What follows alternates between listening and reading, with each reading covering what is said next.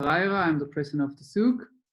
And before we start, a small reminder, this keynote will be recorded and then published to our YouTube channel. Also, all sessions from today and from last week. So today we have a great keynote speaker for you. It isn't any Jeff Smith, it is that Jeff Smith. He is a product manager for Oracle SQL Developer, Oracle Data Modeler, SQLcl, and REST Data Services. He likes to tell stories. And now Jeff will tell us how to deal with change. We all consider data being changed, but data and code should be always on our mind together. So please enjoy our keynote and warm welcome, Jeff Smith. Thanks for that very, very warm welcome. I'm happy to be here. I wish I could be there with you folks.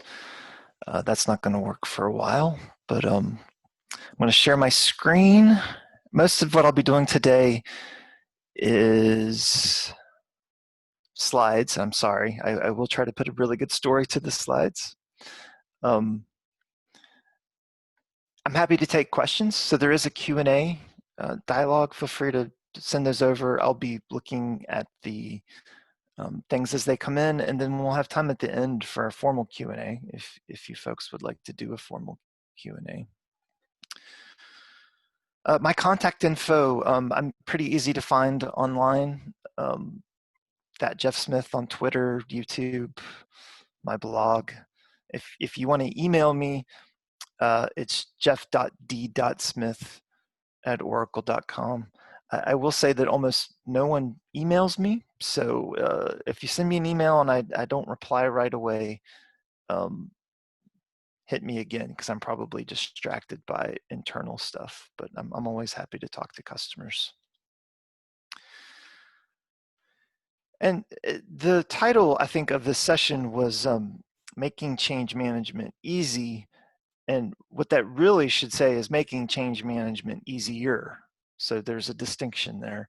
I don't know if change management can ever be easy, but we at Oracle definitely saw a need to make this an easier process for our customers. And so what I'm about to show and talk to you about today is the solution that we built on top of Liquibase to make change management for your Oracle schemas easier.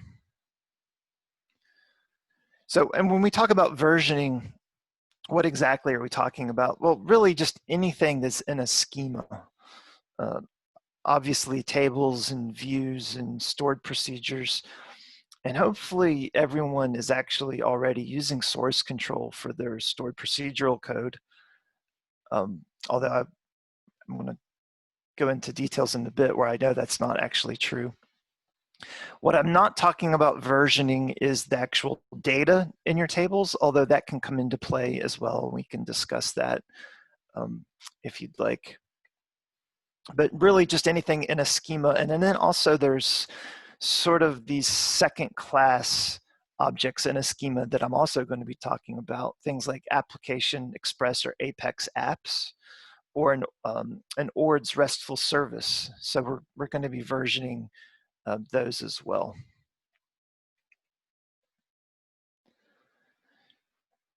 So what Oracle Database has been around as a commercial product since 1979 or so.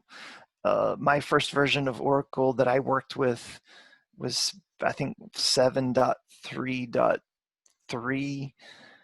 And that was in 1998 or 9 or so.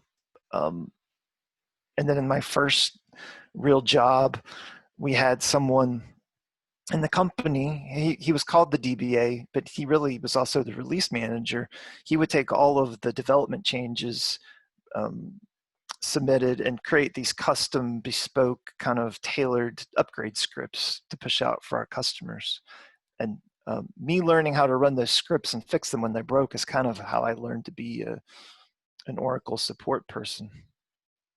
So when we're working in the database, God forbid we're connected directly to an instance and doing live development work, but it could look something like this. You're not doing anything crazy. You're doing table creations or stored procedure compiles. hopefully you're a little bit better than that, and you've actually have things in a file somewhere that you can then throw into a source control system.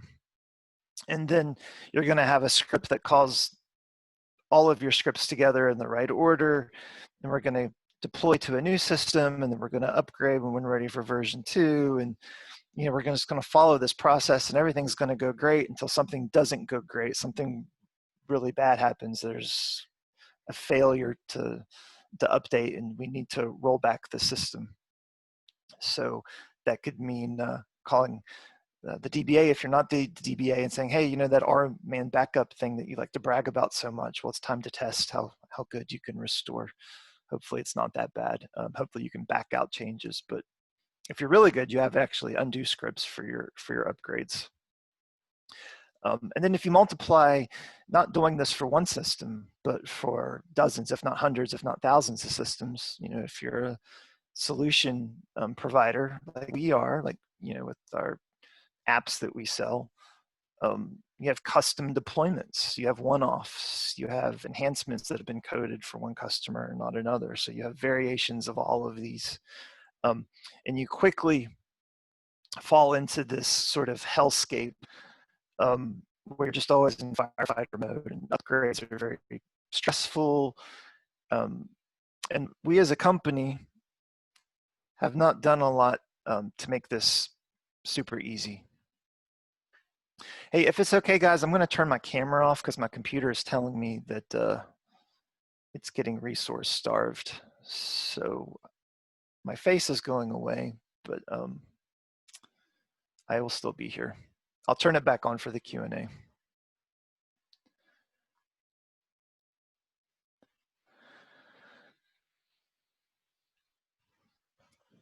So what customers have had to do is build their own sort of systems for deploying these upgrades.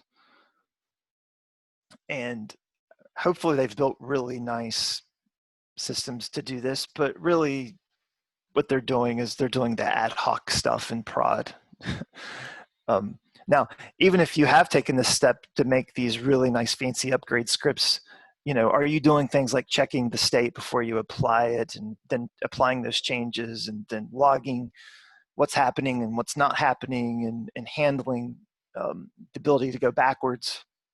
I don't see a lot of customers doing that either. I've seen a few attempts for companies to sell commercial products that cover this, but here in the last 5-7 years, what's become very popular are a couple of open source projects, Liquibase and Flyaway. When I poll audiences, I think there's 30 of you out there now. I'm going to guess of the 30 people on the call right now, maybe only 15 or 20 of you are actually even source controlling your stored procedures. Now, I have seen in Europe, there's a much greater care detail to this, and I do know there are a lot more Liquibase users in this part of the world than where I'm at in North America, so maybe I'm being a bit pessimistic, but it's not 100%, which is where it should be. So we have lots of customers worldwide that just use the database as their source control, and that's not ideal, and it makes it really hard to hit the ground running when you want to do continuous integration and continuous deployment. If you want to be able to spin up Dockers and push updates and quickly build test environments and dev environments and manage production in an automated way versus manually pushing buttons and always being in firefighter mode, not having your application schema objects controlled just like your Java applications or your JavaScript and HTML5 and CSS controlled. It's a really bad idea. So what we did as a group about 2 years ago is we went out and we evaluated both Liquibase and Flyaway, and we wanted to see if they would be good enough for us to take and then improve upon. And we evaluated both, and they were both fine. I think we eventually went with Liquibase because I think from what we could tell, there were just more Oracle customers using Liquibase. And from what I've been able to figure out is Liquibase's number one customer or Liquibase's number one database that they support in terms of the field are Oracle database installs. So people ask us why we didn't go with Flyaway. Really, I think it was just because Liquibase had more users. So that's kind of what we went with. It's not kind of what we went with. It's definitely what we went with. So what is Liquibase? One of the nice things about it is it's open source and it's Java, and SQL Developer and SQLcl and ORDS. All of those are Java applications maintained by my team. So we're fluent in Java, so that made it really easy to uptake. It's open source, which is also very nice. So we grabbed that and then just extended it and basically replaced the entire Oracle branch of their code line. So anytime you touch an Oracle database in Liquibase, it's running through our code and not theirs. This says maintained by Datical. So the open source project, there is a commercial implementation of it. So Datical recently rebranded themselves just to Liquibase. So there is a Liquibase company and there's a Liquibase product. And there's also the Liquibase open source project. So if you don't find the open source project to your needs, you can give money to Liquibase, the company, and they have a commercial version that addresses some of the shortcomings.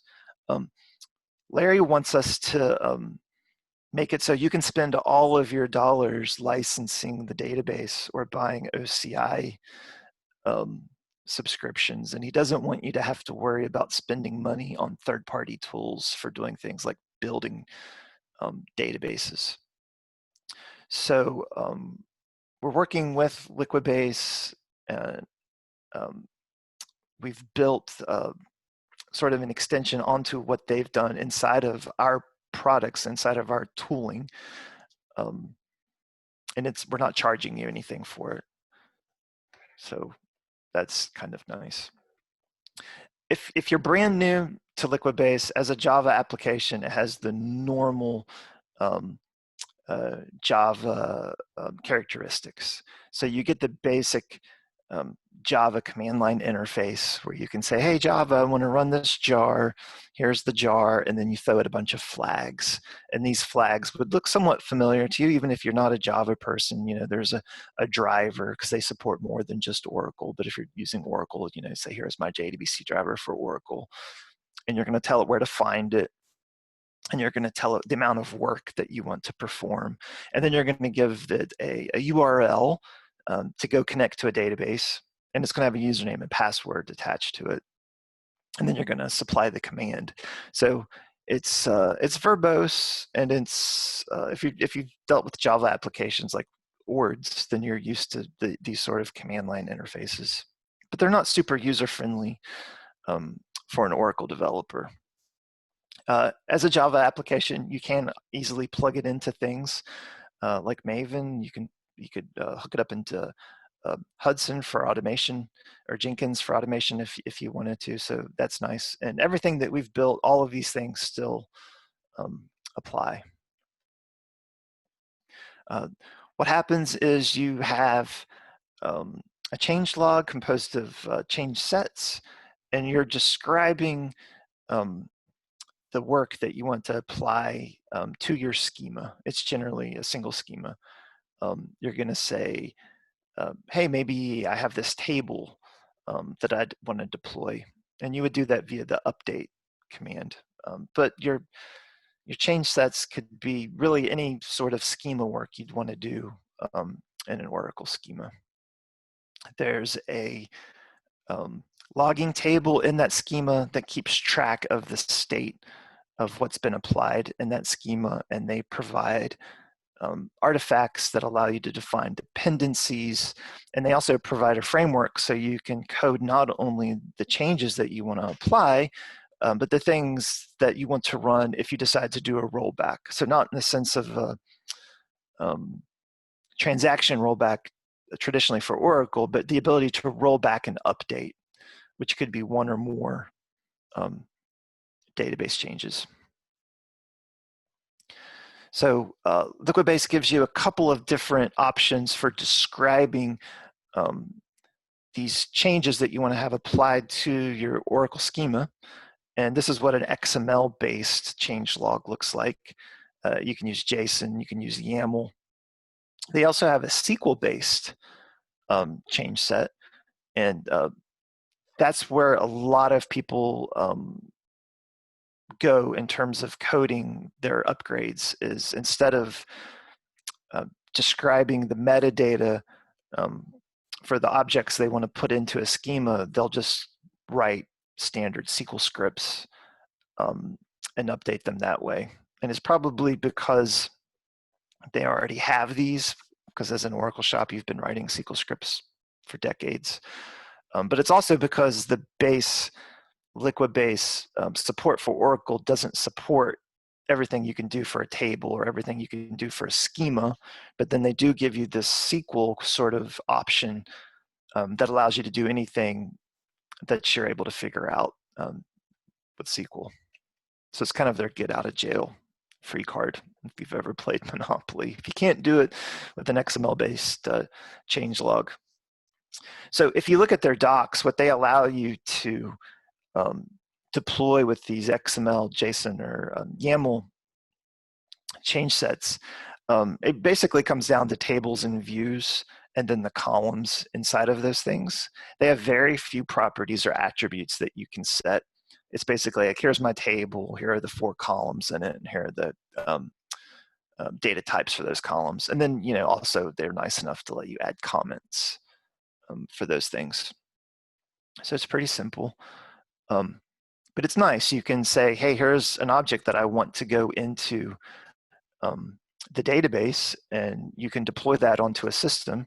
And if it's already there, it's smart enough to go, hey, we've already applied this change set. We don't need to do it again. Or, hey, this hasn't been applied, and neither have these things, and it goes and runs through these, and now your system's up to the version that you think it should be at. You log into your database, and there's your table, just like you'd expect. So they do have 2 tables they use for tracking and blocking things as necessary. The database change log. You'll see this in any schema that's being managed by Liquibase. And it's very simple in terms of what it keeps. It keeps the ID of the change set, and there's a couple of metadata pieces attached to those. Like there's an author and then the actual file associated with that.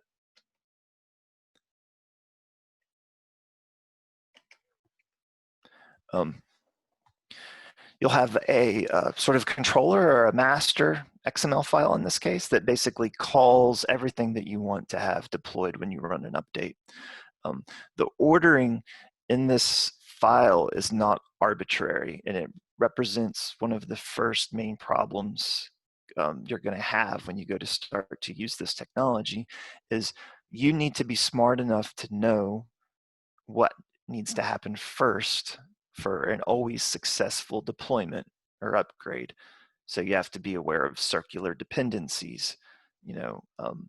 Are you creating a user-defined type that you're using for a column and a table? Well, you better define those types first. You obviously can't create views before the tables are there, and you can't have synonyms before everything else is there. So, I mean, again, these are problems that you've already been facing for years and years and years. This isn't new for Liquibase. And it also presented one of the first things that we wanted to address when we extended the Liquibase project itself in SQLcl, and that is we wanted to handle this for you. And I'll talk about that in a bit, but when you're creating your change logs in SQLcl, for a schema, we will automatically sort and parse. We'll automatically parse everything, find the objects defined, and then create kind of a map of what's involved there and automatically sort these. So it's definitely less work. But if you're using Liquibase out of the box, you know, when you build these controller files, you have to be very specific about what's going to happen when. Now, if you're using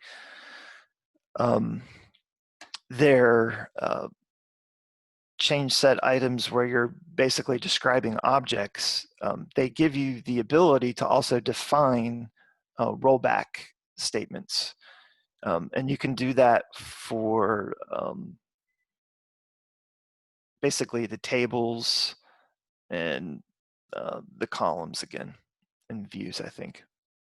Where you run into problems is if you're using that SQL-based change set to make changes that you can't define easily in the XML or JSON metadata descriptions of your objects.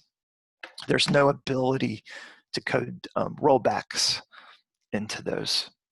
So the other thing we wanted to do in this solution that we're presenting is, yeah, we'll do the dependency ordering for you. But we're also going to say anything that we generate, we're going to give you the ability to have that rollback there so you can undo it later. And obviously, there's a lot of power here, but at the end of the day, you're going to be doing a lot of coding. Not necessarily coding, you're going to be doing a lot of abstraction of your database work into these XML and JSON files. Or maybe at the end of the day, everything's SQL based and it's not so much. You might be using a mix.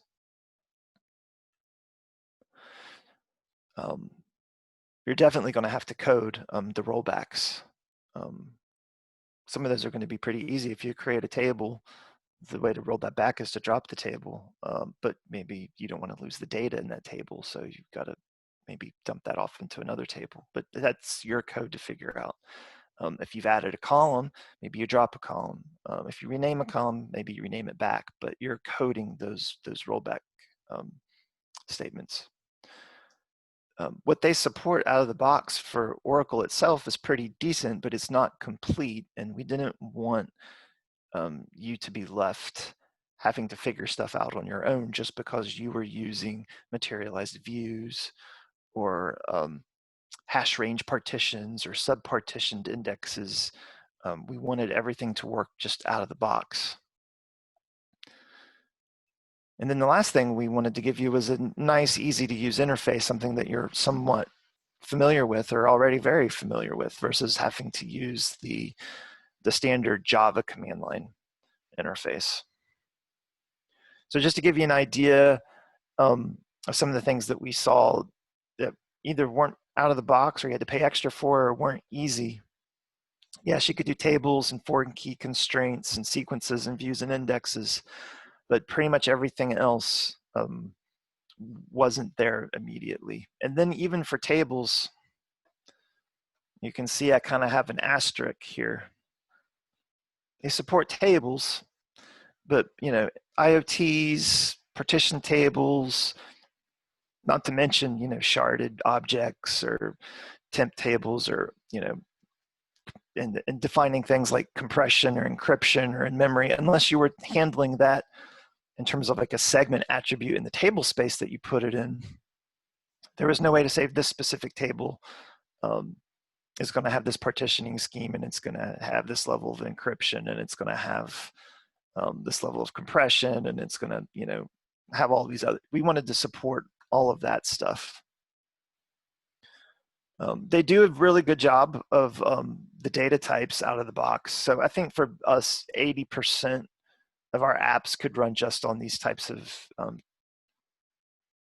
data types, although that other 20% is then going to be a challenge, especially if you're using things like the JSON native data type in 20C, which is in preview right now, or if you're in 12C or higher and you're using, like, for example, a CLOB with the is JSON attribute attached to it. If you're using user-defined types, you're on your own. I know XML type is still pretty popular out there, especially if you have apps that are somewhat older. Intervals, if you use them a lot, you're going to need support for that. So we wanted to bridge this gap as well and include support for all of this. If we go back and talk about sort of their workaround for not being able to support a lot of this, they give you the SQL change type definition where you just code in the SQL. The problem with that is you're basically limited to a very generic ANSI level SQL. You can't take advantage of everything that the Oracle database gives you. And for executing that, it's across, like it's being executed just like a generic SQL statement on a generic JDBC driver.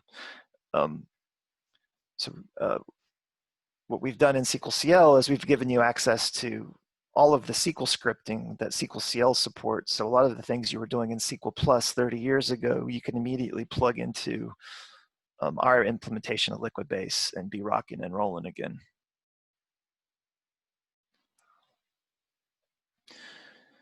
So just to summarize a little bit, we like a lot of things that Liquibase gives us. It's open source, it's Java, it is well supported by that company. They're putting a lot of effort into maintaining the project, so it's not going anywhere. And a lot of Oracle customers have already started using it. I think they got like something like 12 million downloads, and the majority of those are going to be being used against Oracle databases. We wanted to give you a familiar interface for using it, so we're going to do that in SQLcl. We wanted to enhance the Oracle support, so basically anything you can do in an Oracle database in a schema, we want to support out of the box. And we also wanted to make it easy, so we didn't have to make you write a lot of code and worry about the dependencies, and we wanted the rollbacks to always be available there.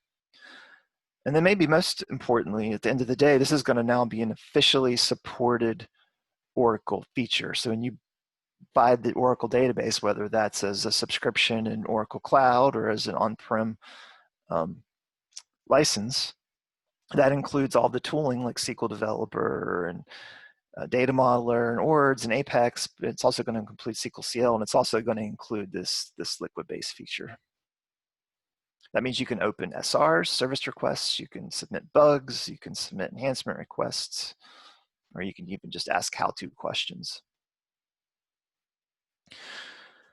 I hope I'm not introducing SQLcl to anyone for the first time today, but just in case I am, SQLcl is sort of a marriage between SQL Developer and SQL Plus. So it is a command line interface for the database. It does everything SQL Plus does, plus a whole bunch of stuff that SQL Developer does. And it does it in a pretty small package. So there's no Oracle client to download and install and get your registry going with the path on your Mac. You simply just download the zip file, unzip it, and as long as you have an Oracle Java Runtime Engine or JRE, you're good to go. So it's got the JDBC driver built in. Everything you've ever known about SQL Plus will still work over here. So describe and substitution variables and piping stuff in and out, and a lot of your scripts should just work as is. We added a ton of new commands. We made the formatting out of the box cleaner. So when you go grab version 20.2 of SQLcl and you start using it, this automatic formatting of results will be on by default now. No more of that column, A 25 stuff. We automatically look at what's coming back from the database and fit it to screen for you. Other things to note, we support every version of the database that we support right now, which is 11G2, 12.1, 12.2, 18, 19. And we have support for 20, although 20 is in preview mode. And it's easy to get. Like I said, you can download this from oracle.com if you want. You just need that single sign-on and say yes to the end user agreement there. If you're in Oracle Cloud and you're at a console, you can say just yum install SQLcl and it comes straight in. No checkbox, no sign in to make that work. And if you have a more recent version of the database, SQLcl should be right there in the Oracle Home bin directory that you can call up.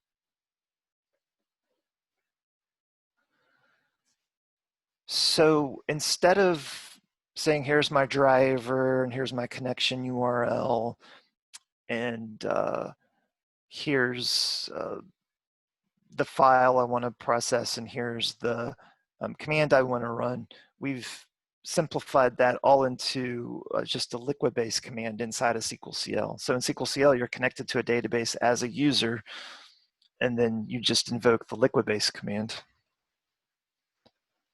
So I'm not going to do a lot of live demo today, but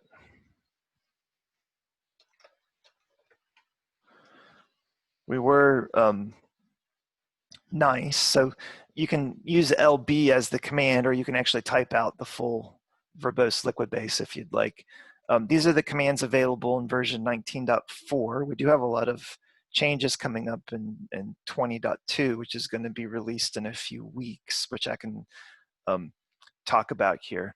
But 90% of what you're doing is running updates, or maybe running this gen command, which I'll talk about in a second. So we wanted to make it a lot easier on you, less coding. By that I mean, do your regular coding in your development Docker or instance, wherever you've got, get your schema to the state you want it to be at, and then you can point SQLcl at it and say, hey, run the gen schema command, and then we rip through that schema and spit out all those XML files for you in the right order. And we cover, like I said, anything that version of Oracle can do in that schema in terms of data types and types of objects.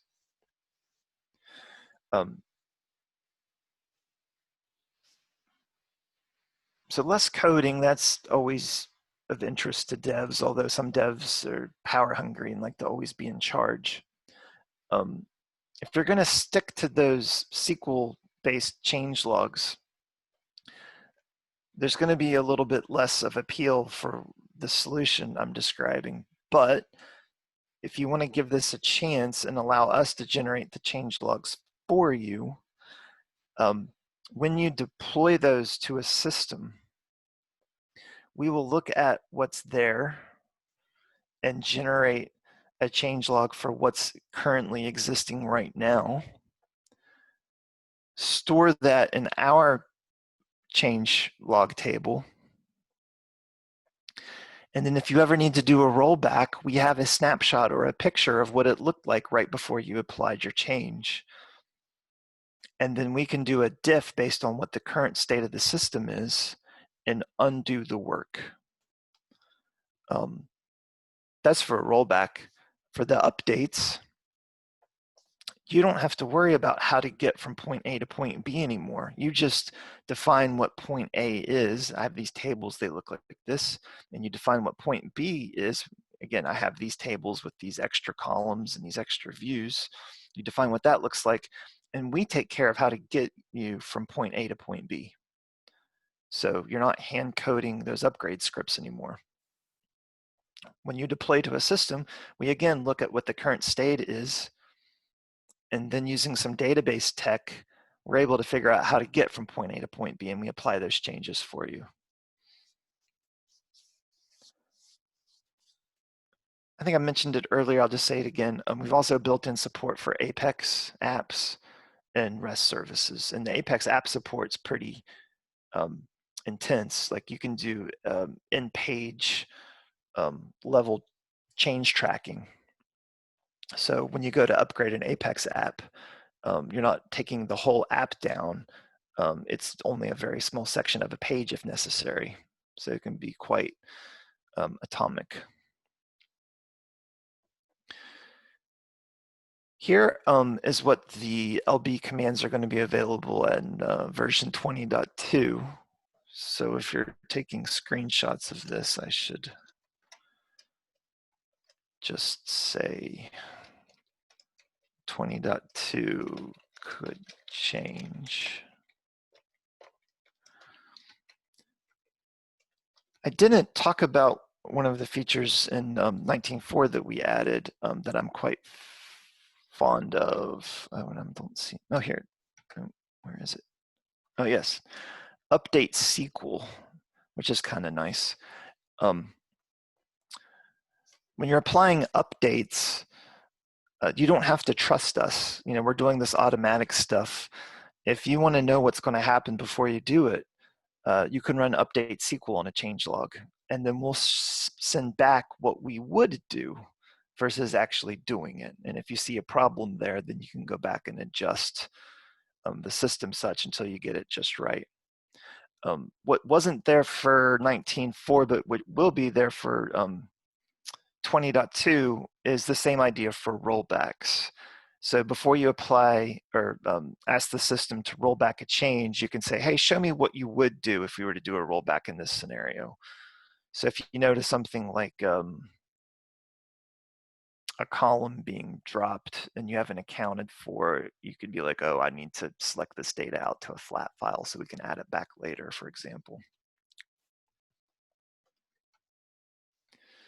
We have pretty decent help built in for all of these commands, and I'm not going to do a full demo of Liquibase. Let's see, lb gen schema help. Oops. Live demo is always fun.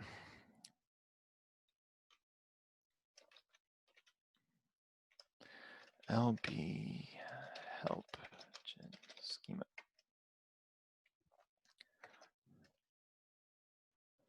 So generating a schema is pretty simple. This is where you're saying, hey, I've got my application instance sitting over here. I want you to give me what the change log would be to make this happen somewhere else. There's two flags right now. You say whether or not you want public synonyms, and you say whether or not you want grants. So, you know, grant read on HR employees to Scott, we would capture that. In both cases, these are false by default. Otherwise, I'd say lb gen schema, and it would rip through whatever I'm connected as right now. Another interesting one is gen object. And here you can see for Apex, by the way, when you generate changelog for Apex or for a schema, we don't grab the Apex apps inside that schema. You'd have to go do that separately. Here you can see the level of detail you can get for exactly what you want to pull out of Apex application. And then also for all of the different types of objects in the schema that we support. So if you want to generate a changelog specifically for a user, the user itself, you can do that. And then also ORDS-based services too. So I could say for my ORDS module of these 15 REST services and handlers, go give me a change set for that.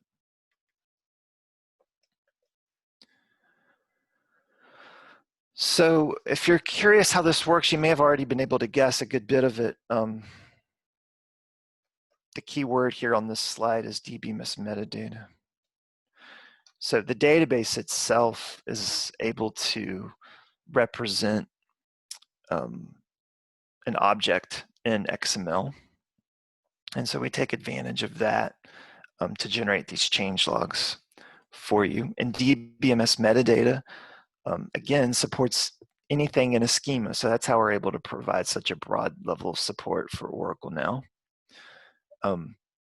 And it also gives us this diff feature, so it allows us to know how to get from point A to point B. So we get a lot out of the database itself. We don't have to do so much of the work. One thing we did do was this creation of the object order creation sorting. So as far as I know, no other tool in the company right now goes to the level of we do, where we actually parse every line of code and 100% do our best job attempt at getting that creation order right every single time. So hopefully no more of this run upgrade script once, 2, 3 times in order to get everything to compile. You should be much closer to having everything go in a single go. And then also, when you're doing updates, we're also invoking that DBMS metadata API to go look at what's currently in the system and track that stuff in a table, so that when we need to go do a rollback, we go, oh yeah, we know about that table. Here's what it looked like before. Let's go back to that point. And you just get it out of the box. So for 20.2, if you know anything about Liquibase, these change sets have IDs attached to them, and that's how it keeps track of what's been applied or not. So when we're generating the change sets for you, this isn't happening right now, but it will happen in what we do right now is we just generate random sort of GUIDs. For 20.2, they're not going to be random anymore. They're going to be hashes of the actual contents of the change log. So if you had two different change sets in a change log trying to do the same thing, it's not going to try to apply them twice because they should have theoretically the same ID. So it should keep your source control systems cleaner. You'll be able to keep people from committing or merging in duplicate stuff, for example. It also allows Liquibase very easily to say, hey, we already know about this change set. We don't need to do that one again.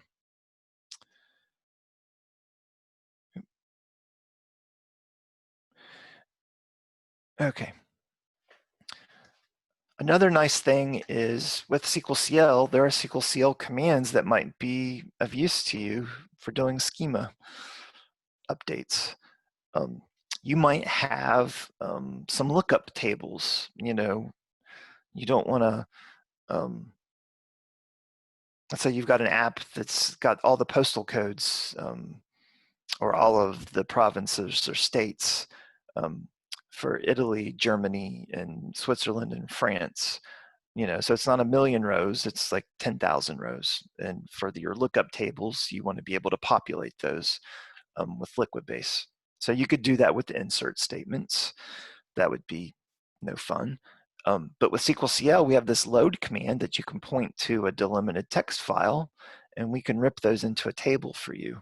So you could have a SQL-based, script-based changelog in Liquibase and use SQLcl commands in there, whereas before you would be limited to that very basic generic SQL command that would work on a generic kind of JDBC driver that Liquibase gives you. So even though we're doing a lot of the coding for you, I'm not saying you're going to not do any more coding anymore, but you're going to be able to do a lot more powerful, interesting, interactive things in your change sets. So as a practical example of this, you know, all of our lives have been upended one level or another. I've been lucky to not lose anyone close to me. I hope most of you can say the same, and I think we'll get out of this shortly, I hope. But in the meantime, our company developed a couple of applications to help track the effectiveness of what we call off-prescription drugs. So using things like malaria drugs to treat the COVID virus. Is that effective or not? And so we actually built an Apex application in OCI on the Oracle Cloud that would allow clinicians and patients to say, hey, here's how I'm feeling today, and here's what I've been prescribed, and you know, we could have our government agencies be able to track the effectiveness of things. Now, we built this app in about 20 days, maybe probably a little bit less than 20 days, and that's including weekdays, and we had developers that were doing 20-hour days. And these are people that you know, like Joel Kalman and David Peak and Shakib and Chris Rice and maybe a few other people you don't know. But this was very, very, very active stuff, and we were deploying changes in production frequently, because we would have someone come on from the medical field say, hey, this is great that you're doing this, but we should really add this field, or maybe this field needs to be stored a different way, or maybe on the web page itself they needed to add some elements to address things that we hadn't thought of, like doctors not wanting to touch the screen every time to log in. So, you know, we had to account for that. We had to account for it very quickly. So from the first deployment to the nth update, we managed all of the Apex, the ORDS REST services, and all the schema changes with Liquibase change logs that were generated with SQLcl. So that would look, for example, something like this. This would be the controller pointing to all the XML files that SQLcl generated after the developer said, hey, the dev schema is ready to go. We would then package that up and push it out. So one of those files would look like this. And then once we push that into the system, you could see how that manifested when we did an update.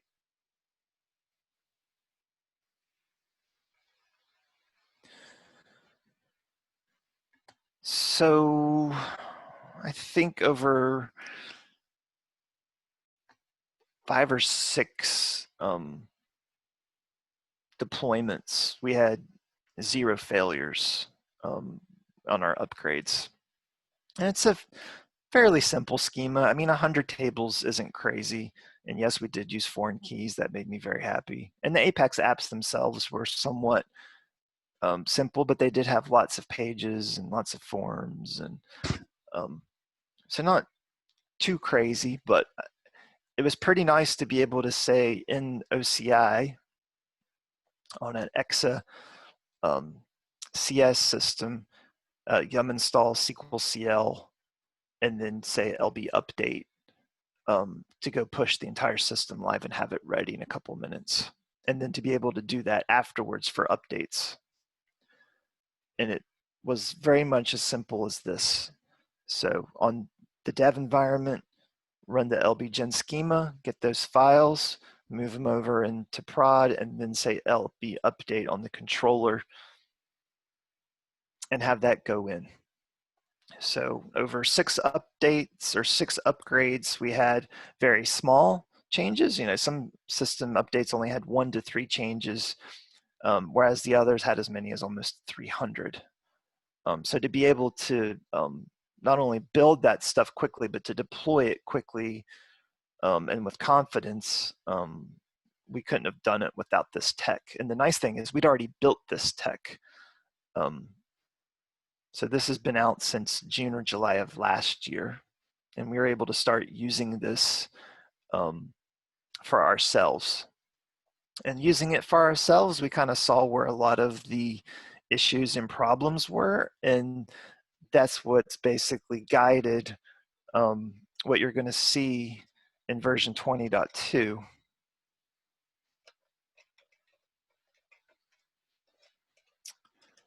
What do I got here?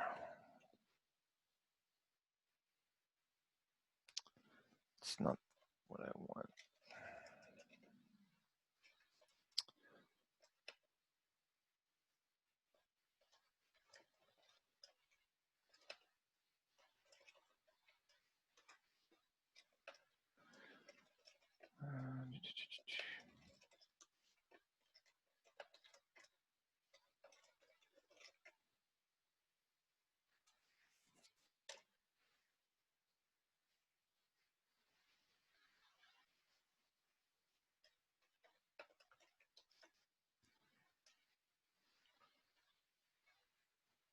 So we've added support for diff and dbdoc.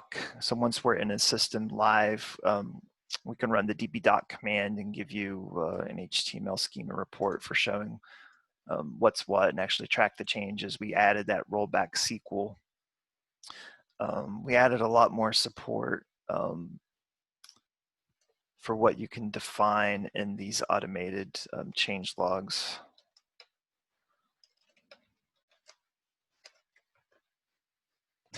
it's quite, I mean, as we add flexibility, it also gets more verbose.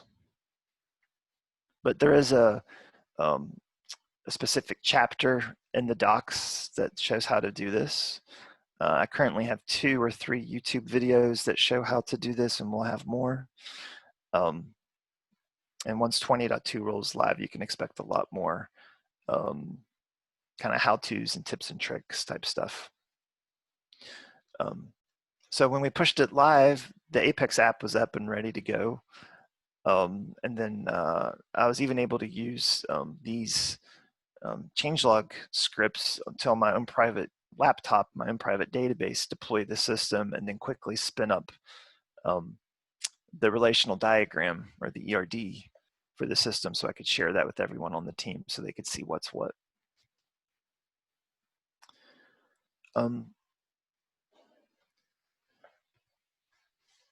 I've got 9 minutes left, and I'm happy to take questions. I wish I had time to look at the questions as I went, but I was way too distracted. So I'm going to come through the questions now.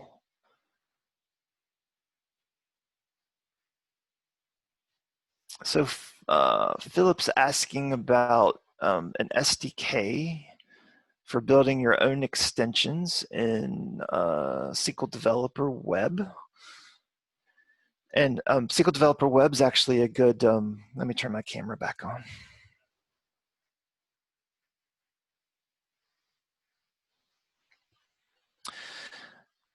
So the SQLcl Liquibase integration was step 1. Steps 2, 3, 4, and 5 are going to be bringing this into the other products. So being able to manage all of this from your browser will be nice. So we're working on REST APIs for Liquibase. We're working on web pages for controlling and monitoring the state of your schema in SQL Developer Web. We're looking to build a new schema diff in SQL Developer that takes advantage of this stuff versus using the old schema diffs that we got from Enterprise Manager. In terms of an SDK for SQL Developer Web, we have one actually for internal teams at Oracle. So other product groups at Oracle are building their own sort of screens in SQL Developer Web. So it's just a matter of us finding a way to externalize that and make it possible for people like Philippe to go do that, so they can have their unit testing screens for PL SQL, for example. So in terms of about timeframes, I wouldn't hazard a guess there, but I will bring it up and see if we can't make that a little bit higher priority. Thanks, Jeff. This is Thomas speaking. There is, of course, 2 intriguing questions. Yeah. You've been explaining to us what you did in order to support Oracle database perfectly. Now, there is other databases around from Oracle as other providers. So what's about, for example, MySQL, which is very common and very, very dominantly in the market with many installs. Can you make a comment on that, please? Sure. You should migrate those as quickly as possible to Oracle. So for MySQL support, I can say that we are bringing ORDs to MySQL. So you'd be able to have web services defined in ORDs that pulls data from MySQL. So we're not opposed to building features for MySQL, although I will say our charter is to always bring you the best and possible development experience for Oracle database first. But I mean, we have done things for Oracle NoSQL database. We have done things for ×10. Actually, the ×10 team has built an amazing extension for SQL Developer. And if you're using that, you know what I'm talking about. So it is possible to do things for the other. Did I mention Oracle NoSQL? There is an Oracle NoSQL bit of support for that. In terms of the Liquibase support for MySQL, no plans for that today. But if the MySQL team, called us up and said, "Hey, could you help us with this?" I think we'd be more than happy to to share it with them. We don't talk too much with my SQL team, but it's not necessarily a lack of desire to help. It's just not an open channel. We kind of have our own little universes, which I think is a shame. You said you had a couple of questions. Was there something else? Well, the other one is, of course, when you talk about ANSI SQL, the question is, which one? Many people still refer back to 92, and many people lack the updates that have been done in the last year. So where are you at? Yeah, I'm speaking not to like Oracle's implementation of ANSI SQL, but to Liquibases. So you would be limited to what the you'd be limited to, I think, to what the JDBC driver would do. But you definitely wouldn't be able to do things like use substitution variables or call out to things like the load command. A lot of the things that you'd build into your SQL Plus scripts probably would not work. And I'm not saying they definitely would work with SQLcl's Liquibase, but there'd be a much better chance, and you could get much closer to having those features preserved in your upgrades in your change sets.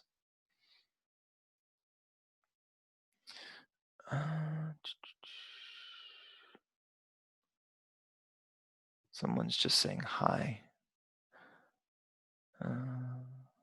It's just about sharing your email address.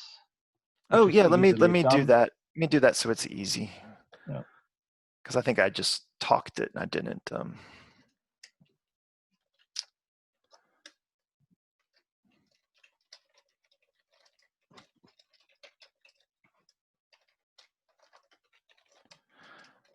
Smith, and of course my blog is. So I don't know about where you're at, like what a common name is, but here in the US, Smith is a very, very common name, maybe the most common name. And Jeff was a very popular name in the 60s and 70s and 80s. So where I'm at, in a town of about 150,000 people, there are at least 8 Jeff Smiths. So when I go and order a pint at the brewery, I always have to give them my first and last name, and sometimes I've had to give a middle initial, although I've been there enough now, they don't have to ask my name anymore. They know who I am. And so on the internet, when I wanted to brand my accounts, Jeff Smith was taken. So that's where the that came from. And if you ever see me in the real world, you can drop the that stuff and just call me Jeff if you want. Yeah, thanks, Jeff. I think this is a beautiful sign for everyone who has a question to raise it now. If you have any questions, raise your hand virtually or enter into the Q&A. We'll leave the line open for a few minutes. I'd like to thank you, Jeff, for taking the time for us.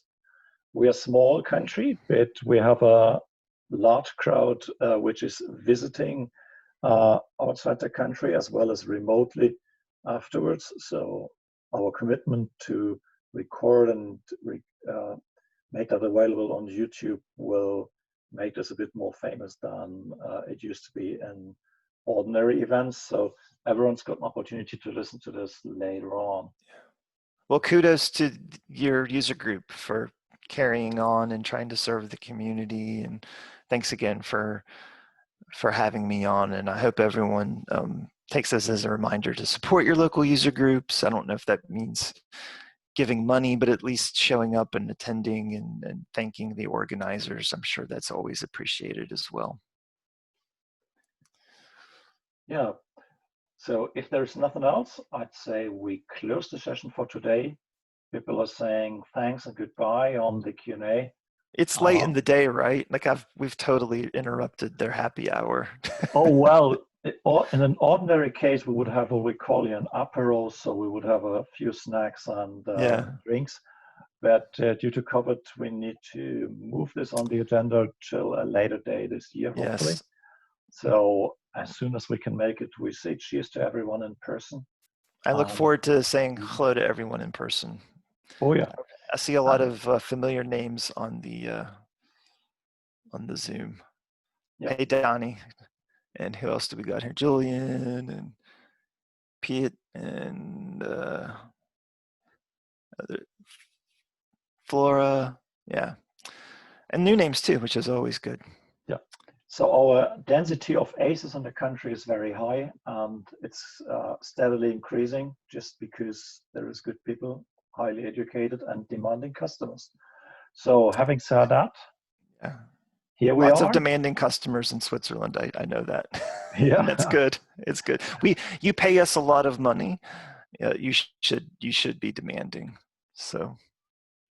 As an Oracle employee, I can only underwrite these challenges, otherwise we won't grow for you.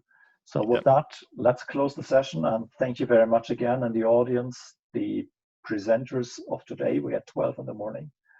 The sponsors, we have 12 companies who sponsored SOUG and the event. We'd love to say thank you and goodbye for today.